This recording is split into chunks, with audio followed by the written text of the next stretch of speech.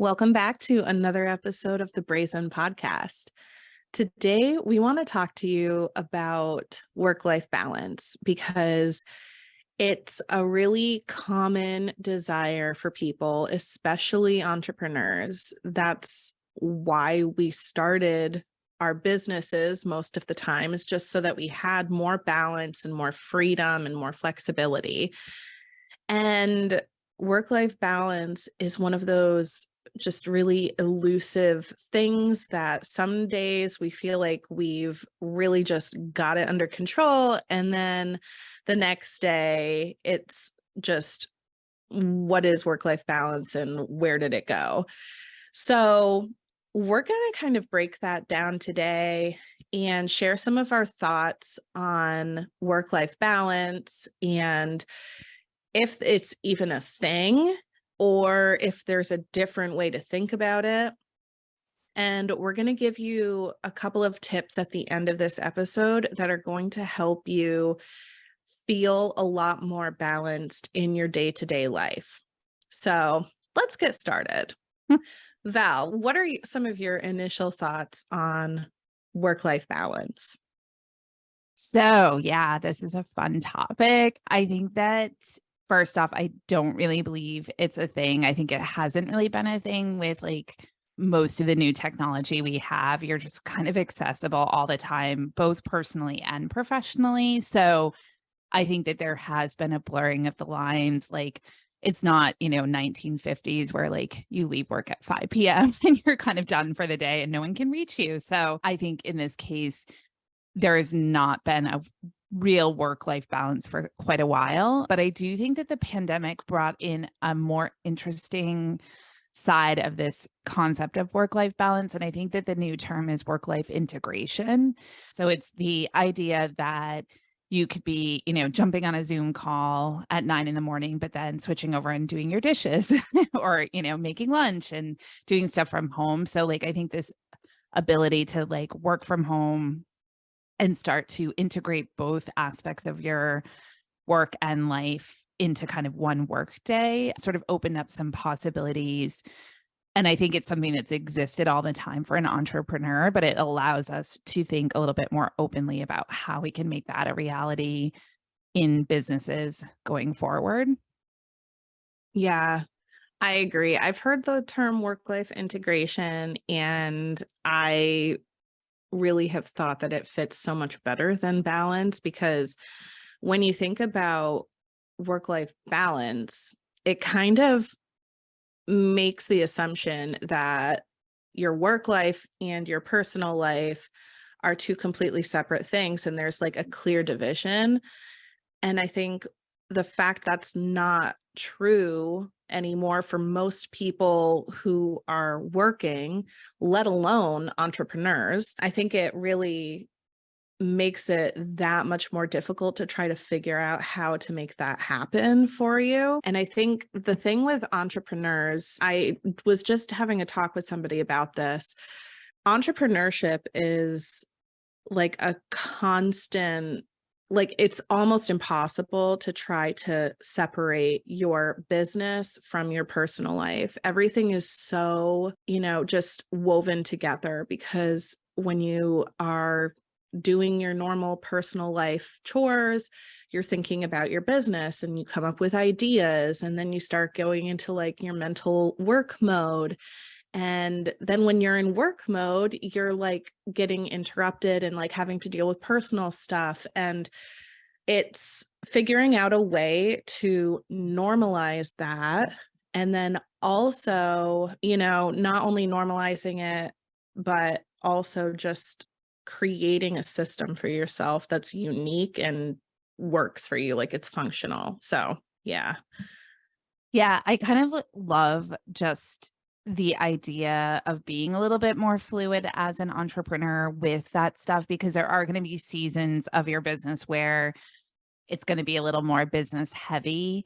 And then there's going to be seasons where you're like, you know what? I want to build in, 2 months of the year that I don't work on my business. And you get to choose, it's your business. So you get to set those priorities. But I do think that having some sort of day-to-day priorities for yourself is really huge. And as we both have said, like the majority of people we talk to left their jobs because they wanted to be able to have this work life integration. Like I specifically have had clients say, I don't want to ask my boss to leave early to go have, lunch with a friend or to go to my daughter's dance recital, And so I think Yeah.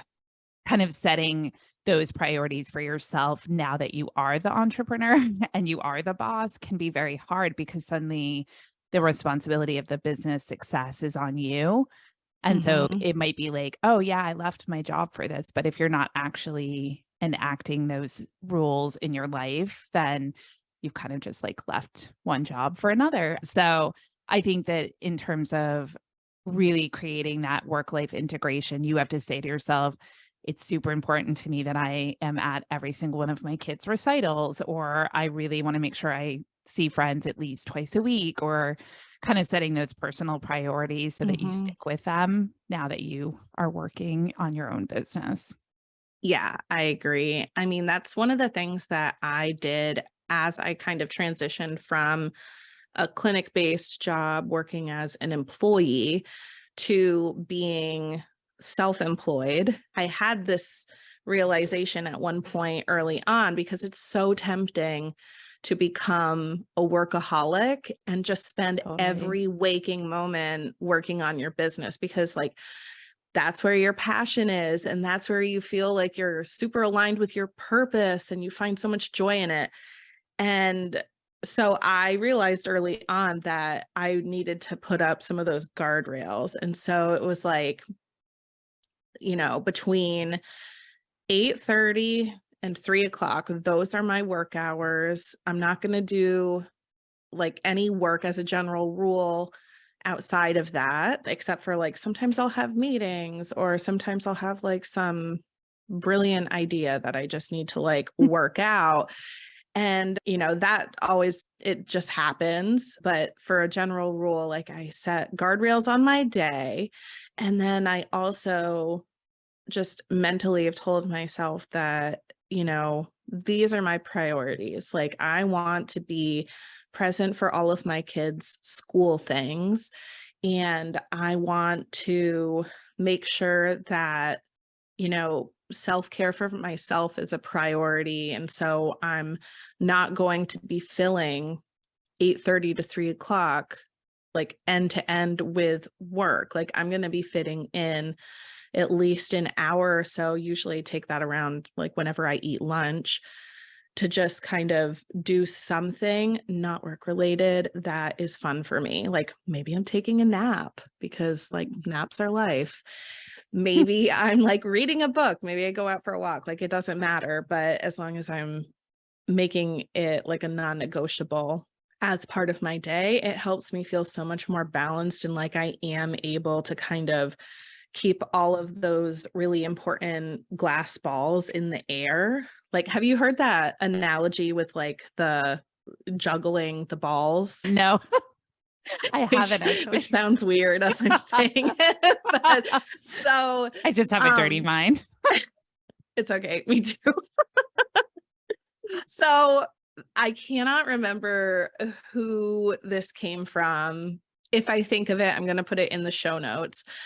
But somebody shared this analogy of work life balance, work life integration, where it's like all the important things in life is a ball that you're juggling. So some of the balls are glass, some of them are plastic. The glass balls are the really important things that you cannot drop. Otherwise, it's got serious consequences. Other things are plastic balls, and if you drop them, it's no big deal. They'll bounce. So there isn't like, all of my kids' stuff is a glass ball. Like sometimes you have flexibility and it's like, well, I can't make it to every single one of your games, but I will make it to like your senior night game or like the homecoming game or whatever. Like, certain things you can put different priorities on.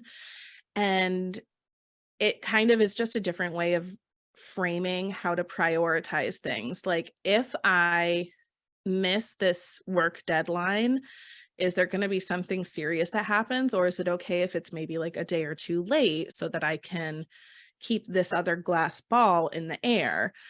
So that's just a helpful analogy that I think of, you know, from time to time when I'm trying to figure out what is actually important and what can wait, or what is okay to be dropped, for something that's maybe more important at that moment. So, Yeah, I really like that. And I think, I often just try to frame it in my own mind as self-care is just an investment in my business. And so I've realized for a long time I was booking, multiple coaching clients in a day, and I realized that it was super draining for me and I wasn't presenting as my best self for my clients. And so I realized mhm. that, building in a walk or going for coffee or something in between sessions was super, super helpful for me. And just being able to reframe that whole thing where personal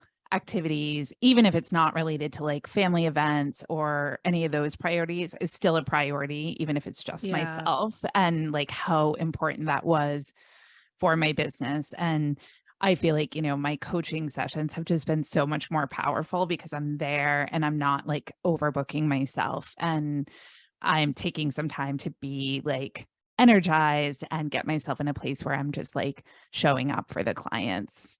Yeah, it's like just the little bit of time you spend trying to get yourself to where you're really present. It makes such a huge Yeah, difference. totally.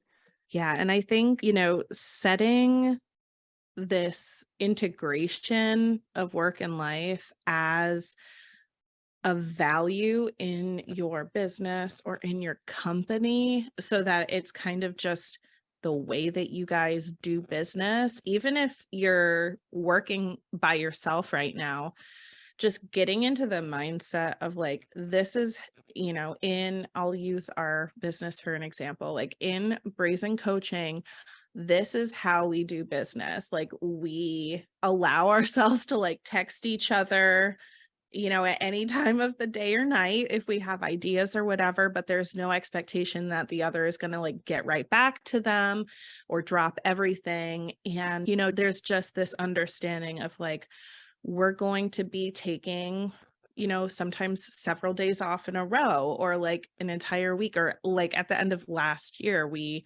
basically took the holiday season. So mid-November through mid-January off. We really just kind of maintained things, and we didn't work on any new projects or Mhm. have anything big going on during that time, because for Valerie and her day job, it's a really busy season. And then for me, it's also busy just with family stuff and kids stuff and, school vacations and all that kind of thing. So figuring out a way to make that your company culture is going to be really helpful, and it's going to clear up any, fogginess around that when you do eventually bring in employees or contractors or, people to help you out. Yeah, I love the idea of building it into your mission statement and your company culture because it does hold you accountable. And I think obviously once you do hire employees, it's something that you can be very clear from the beginning. And I do think that honestly changing, not to sound really grandiose, but changing our United States work culture starts with businesses, starts with small businesses deciding no, this is how we are going to run our business. And as more and more businesses choose to factor in this work life integration, the more that it's going to become part of our culture. So I think just trying to do that for yourself first. And then as you grow your business, making sure you keep that in mind with your future employees. Yeah, I really like the idea of being able to, as Gandhi said, be the change you wish to see in the Yeah. world. It's so easy to kind of just go along with the industry standard, or, just what everybody else does. It's tempting because, when you don't offer paid parental leave or anything like that, it's not required. It's not even necessarily expected if you're going to work for a really small company. But if you can swing it, if that's one of your values and you can swing it like business wise, more businesses taking that step to like really lean into their values and make sure that their employees are able to live a life where work and life is integrated. There's balance, there's flexibility, there's support. I think it's really going to help push us just as like a culture and an economy in a much more sustainable direction. There's my little soapbox speech. Yeah. And I think, using your voice as an entrepreneur and, money to kind of get behind causes that do support making it possible for other businesses. I think the paid parental leave is always one that really sticks with me because it's nearly impossible for a business to be able to afford that, like a small business, because we don't have like any sort of infrastructure that supports that on a more national level. As much as Right. you can support those kinds of causes, the better for your business and for your future employees. So, in conclusion, work life balance is not a thing, especially if you are an entrepreneur. And what we really need to be working towards and striving towards is work life integration, where there is a melding of your personal life and your business, and you get to decide what your priorities are in any given moment, on any given day. And it's just a constant, readjustment where you're able to figure out what works best for you in your ideal lifestyle. So that wraps up another episode of the Brazen podcast. Thank you so much for being here, and we will see you next time.